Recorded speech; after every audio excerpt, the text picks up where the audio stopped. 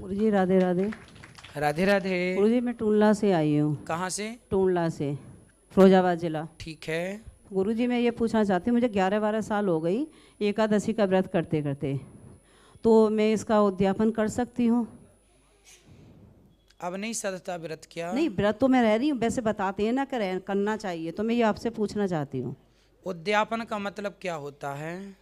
बहुत लोग कहते हैं ना कि उद्यापन करना चाहिए, नहीं तो मृत्यु हो जाती है, तो फिर उद्यापन कैसे करोगे, क्या फिर तो वो लटकी रह जाती है एकादशी, तो इसके बारे में पूछना चाहती तो हूँ। कहाँ लटकी रह जाती है फिर?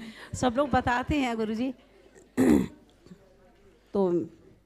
तो सब लोगों की बातें क्यों सुनते तो हैं? इसीलिए मैं आपसे पूछना चाहती हूँ कि मैं गुरुजी से पूछूं। उद्यापन करना के उद्यापन का अर्थ होता है कि उस व्रत को पूर्ण कर देना, रोक देना जी। छोड़ देना। उद्यापन मीन्स स्टॉप। ठीक है। यदि उद्यापन करना ही है, छोड़ना ही है, जी। तो एकादशी को क्यों? झूठ का उद्यापन कर लो, जी। कपट का उद्यापन कर लो, क्रोध का उद्यापन कर लो। ना जाने कितनी बुराइयां हमारे अंदर हैं। पूछो दुनिया वालों से कि एकादशी का उद्यापन तो करने लग गए, बताओ कि अपनी बुराइयों का उद्यापन कब करोगे, कब छोड़ोगे अपनी बुराइयां? इसलिए अच्छे काम में लोग जरूर, अक्सर कोई मर जाए घर में तो चाय पीना नहीं छूटेगी, खाना पीना नहीं छूटेगा, पर व्रत उपवास पहले छोड़ दो। मतलब कितनी घटिया लोगों की सोच हो गई है। कोई मर जाता है ना घर में तो लोग खाना नहीं छोड़ते, निंदा चुगली बुराई नहीं छोड़ते, पर एकादशी के दिन कोई मर गया, अब एकादशी छोड़ दो। जन्माष्टमी को मर गया, अब जन्माष्टमी छोड़ दो। रामनवमी को मर गया, रामनवमी छोड़ दो।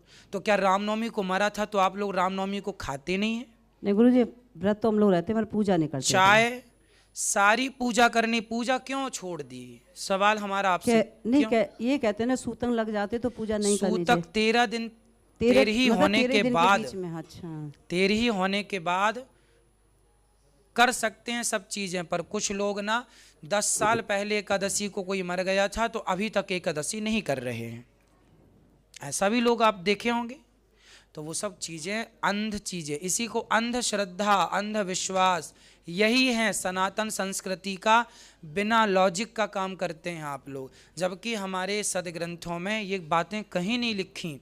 हमारे यहाँ तो श्रद्धा को महत्व दिया है, और भगवान की भक्ति तो कभी नहीं छोड़ना। कोई मरे कोई जिए, ये तो परमात्मा की खेती है। उद्यापन एकादशी का नहीं, झूठ कपट का। जिस दिन मरें उस दिन भी एकादशी करके ही मरें।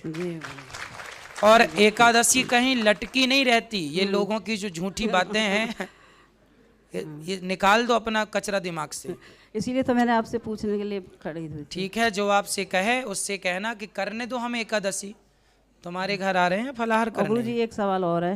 बोलो। गुरुजी आप जैसे बच्चे सब हो जाए तो ये माता कैसे यहाँ पे आई थी? हाँ? जो जैसे आप जैसे बच्चे हो, तो जैसे ये सब बच्चे ऐसे हो जाए, माता क्यों भटकती फिरे? सब बच्चे हो जाएं तो बहुत अच्छी है, अच्छी बात है। गुरुजी आप पहले से ये संस्कार होते आपके, आप आते तो ये मतलब ये माता ऐसे नहीं भटकती। आज मैंने रोते हुए माँ को बहुत देखा, बहुत मैं भी उनके साथ में रोई गए। जी जी जी। मुझे बहुत दुख लगा। मैंने बच्चे कैसे हैं जो अपनी माँ को नहीं रख रहे हैं, तो ये कैसे ऐसे संसार चलेगा? देख लीजिए अब संसार का ये हाल है।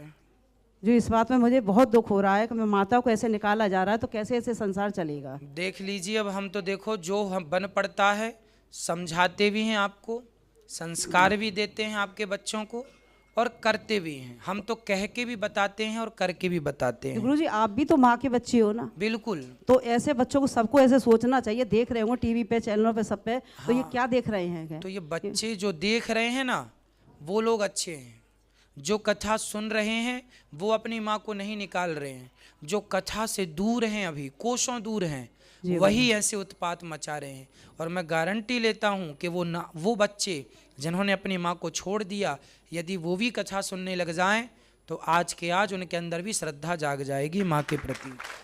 गुरुजी मैं तो देखती हूँ लोग, मैं अपनी रिश्तेदारियों में सब पे डालती हूँ, अपने बच्चों पे। बिल्कुल, आप लोग सबको बताया करिए कथा के बारे में। और सबके मैं चैनल वो करवा दी रखे हैं। बिल्कुल बिल्कुल। ठीक गुरुजी, राधे राधे। खुश रहिए। बहन जी को देना माइक। अच्छा खड़े हो जाइए।